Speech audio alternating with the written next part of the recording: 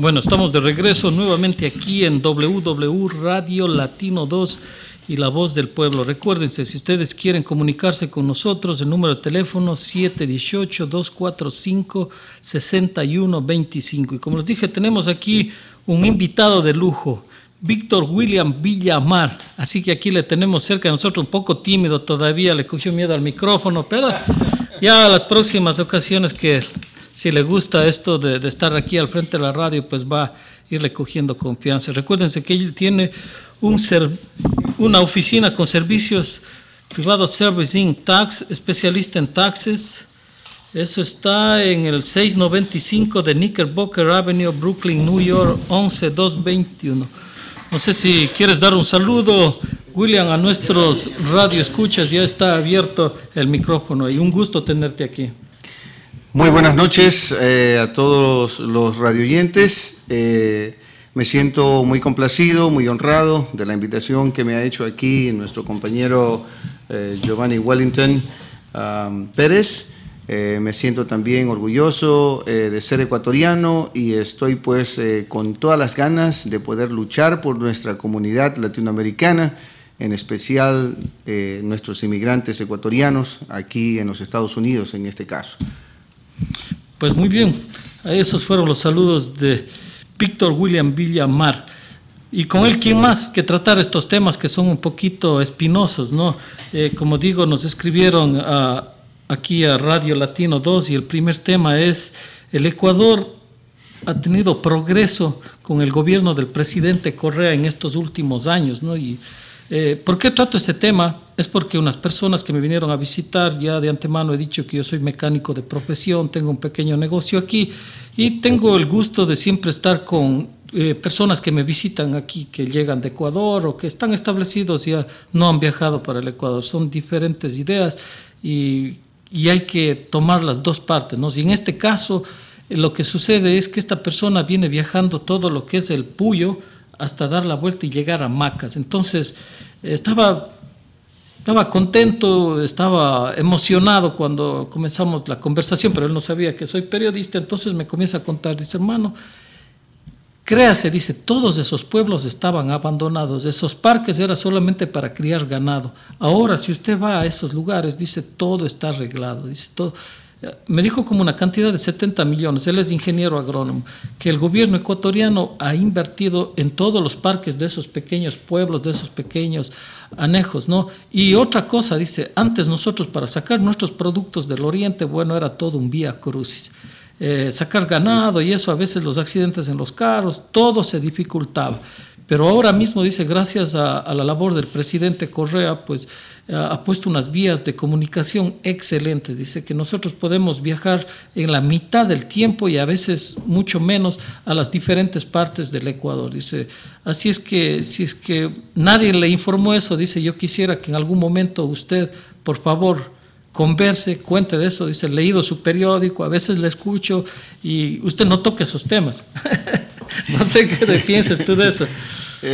Bueno, creo que es muy importante que nuestros ecuatorianos, antes de poder contestar cualquier pregunta, lean, se enteren, confirmen, pregunten a personas quizás de mayor conocimiento antes de poder dar una respuesta, como las que aquellas personas que simplemente no leen el periódico o en su defecto solamente escuchan una parte de la versión y no la otra parte de la versión. Personalmente no podría decirte que he constatado que en el oriente ecuatoriano existen esas mejorías. Sin embargo, sí me consta las vías hacia Cuenca por el lado del Cajas, carreteras maravillosas, cuando anteriormente se tomaban 3 y 4 horas, actualmente uno en 2 horas y pico puede estar tranquilamente desde Guayaquil hasta Cuenca y así sucesivamente hasta Loja, una ciudad pues muy hermosa, muy progresista. Me constan también las carreteras por el lado de la costa, la Ruta del Sol, etcétera, etcétera. Entonces el progreso se ha visto. lo que ocurre es que tan mal acostumbrado han estado, vuelvo y repito, hemos estado acostumbrados a simplemente escuchar una versión y después cuando conversamos repetir esa versión y no confirmar esa información para que cuando aquellas personas que no están de acuerdo por el progreso del país quieran dar una opinión repetitiva. Sí, es verdad eso, lo que tú tienes mucha razón, hay que estar muy bien informado antes de emitir un comentario sobre eso, ¿no? Yo por eso definitivamente no he llevado este tipo de noticias porque he querido que sean los mismos compatriotas ecuatorianos que transmitan eso. Entonces yo soy nada más un portavoz de lo que ellos me conversan, ¿no? Entonces he visto, yo también he tenido la oportunidad de entrar en diferentes páginas de lo que es del gobierno ecuatoriano y también del turismo ecuatoriano, ¿no? que ha ido en progreso. Entonces me llena de alegría, me llena de satisfacción el saber que todas estas cosas están siendo llevadas a cabo y que los más aventajados son aquellas personas que siempre estuvieron olvidadas, ¿no? Yo he mencionado por más de una ocasión que en Loja, en el Valle del Villonaco, que es ahí cerca de llegar a La Toma, se abrió ya un centro eólico, que creo que tiene una inversión de $250 millones, algo así. Pero la contraparte de eso es que ese tema yo ya toqué hace más de 2 años. Yo ya había hablado con Pablo Calle, que era el director del CENAMI, había hablado con el cónsul aquí, el cónsul el doctor Jorge López. Sí, entonces, y habíamos conversado de ese asunto en el sentido de que se debía de pensar en los migrantes como inversionistas, ¿no? Entonces, ese tema ya lo habíamos tocado, entonces no se llegó a ningún arreglo, no se llegó a ningún acercamiento entre los migrantes de las diferentes partes de España, Inglaterra, Italia, aquí Estados Unidos, para realmente tener una posición clara de qué hace el migrante en este país y cuál va a ser sus beneficios en el momento que envía su dinero para allá. Entonces, bueno, ese es parte del segundo tema que vamos a tocar, ¿no? Pero sí quisiera realzar todo esto, que el gobierno ecuatoriano está haciendo mucho trabajo. Como hay grandes defectos, también hay grandes virtudes, como en todas, hasta en las mejores familias, como dice alguien, ¿no? Así es. Hay grandes defectos, pero vamos a tratar de ayudar. Yo entré el otro día en un blog de la gente que le gusta comentar de la política y esas cosas, entonces por eso toqué este tema. Son extremos al que se llega, ¿no? En palabras bien gruesas, de alto calibre,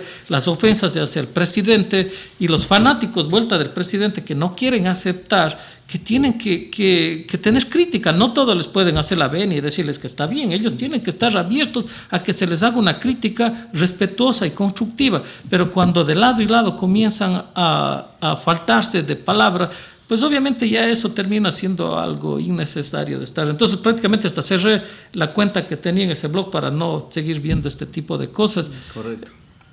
No puede haber fanáticos de lado y lado, tiene que haber gente pensante que realmente abra la mente y diga, bueno, no todo va a ser perfecto, tenemos que hablar, pero también tenemos que agradecer las bondades que vienen por parte de las cosas acertadas que hace el gobierno ecuatoriano, ¿no? Y de igual forma el gobierno tendría que aceptar que el pueblo no es mudo, tiene que opinar, tiene que decir lo que considera que no está trabajando bien, y una de esas cosas que no trabaja bien es el punto en que hay más pobres.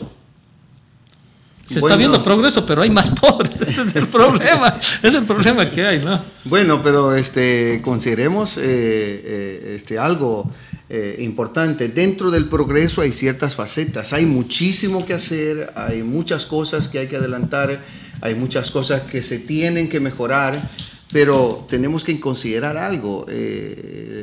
La oposición en primera vez en la historia se ha unificado prácticamente, pero al unificarse la oposición y crearse como un frente en contra del gobierno, le ha hecho un beneficio al actual gobierno. Le ha hecho un beneficio porque así tiene cómo darse cuenta de los errores que el gobierno comete, como cualquier otro gobierno que puede estar trabajando. No vamos a tener un gobierno perfecto, eso solamente hay pues en la divinidad de nuestro Creador, ¿no? Entonces, como se sabe que van a existir imperfecciones, para eso está la oposición, para hacerle ver cuáles son los errores, de tal forma que en función de la patria, que es lo importante que nosotros tenemos que tener, en función de la patria, que es como el gobierno tiene que trabajar, y en función de la patria, que es la oposición como tiene que oponerse. No porque estoy disgustado, porque no me gusta lo prepotente que es el presidente de la República, porque es una persona que se ríe mucho, etcétera, etcétera. O sea, verle todos los peros a una sola persona, cuando tenemos que ver es en función del país. ¿Qué es lo que el país necesita y qué es lo que el gobierno no está haciendo? Entonces, en función de la patria, digamos, eso está mal o eso no está yendo bien, corrijan por favor para seguir adelante. Es muy importante ahora en el próximo año, cuando se vayan a elegir o se vaya a llegar a las urnas, no votemos por aquella persona que no nos gusta. Votemos por la persona que trabaje en función de la patria. Si tenemos un plan de gobierno que ofrece la oposición como plan de gobierno, ¿cómo piensa o seguir lo que se está haciendo o mejorar lo que se está haciendo? Pero ya dejemos de un lado de cuál es el que insulta más y el que insulta más y el que hace mejor degrado de la palabra, el que gana. Tenemos que convertirnos en votantes inteligentes, en votantes que, aunque no tengamos un grado de educación universitaria, sepamos que los candidatos son personas que no han tenido un acto delictivo, que no han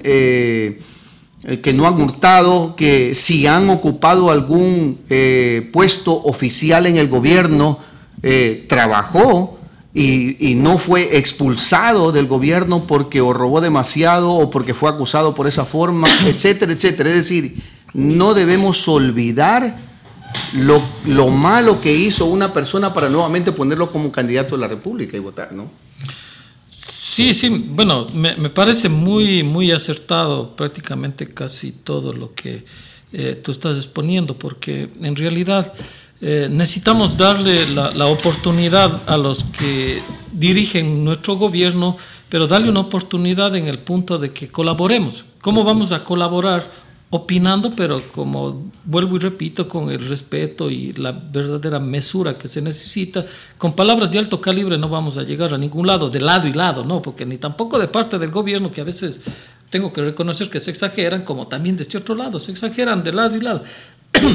Pero las soluciones muchas de las veces están ahí donde que nosotros las estamos viendo, pero por egoísmo de las personas que manejan a veces estos supuestos líderes, ¿no? Porque hay también líderes falsos, porque algunos han estudiado, muestran posgrados, muestran de todo, pero la esencia no tienen corazón. Correcto. No tienen corazón esa gente. Entonces piensan nada más en el sentido económico de cuál va a ser el provecho que puedan sacar, posiblemente ellos, ni siquiera la ciudadanía.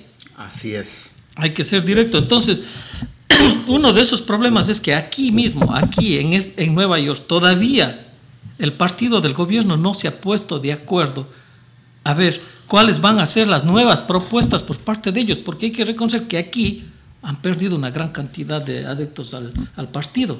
¿Por qué razón? Porque falta liderazgo. O sea, y eso, o sea, no es una cosa nueva, ¿no? Pero hay que decirlo como es. Y gente muy estudiada, gente muy preparada, pero lamentablemente estas son las cosas. El no tener corazón para hacer cualquier función, ya sea privada como pública, te envuelve de una forma en la que piensas personalmente cuál es el provecho que lo puedes sacar. Desde las mismas filas de país, aquí me han dicho, mire, aquí se están acomodando todos.